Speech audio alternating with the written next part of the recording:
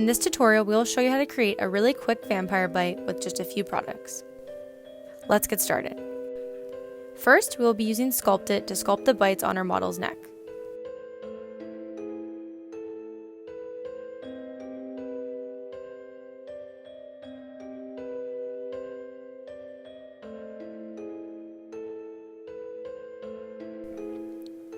Once you have the shape laid down, start hollowing out the bites.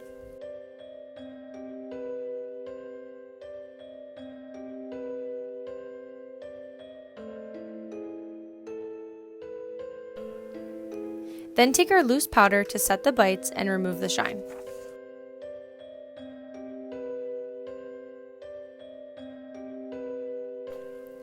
Then take our disease palette and break up the skin color.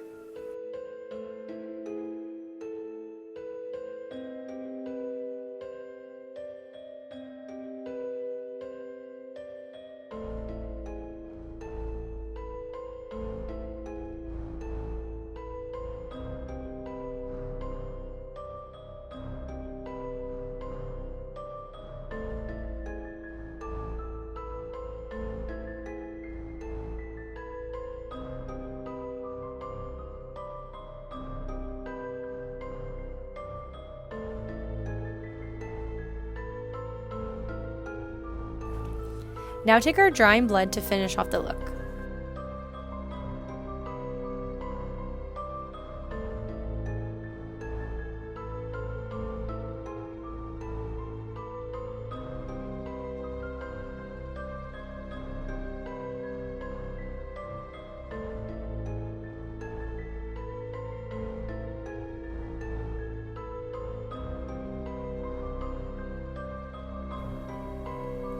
Now I'm using a mascara spoolie to break up the blood because you don't want it to look perfect.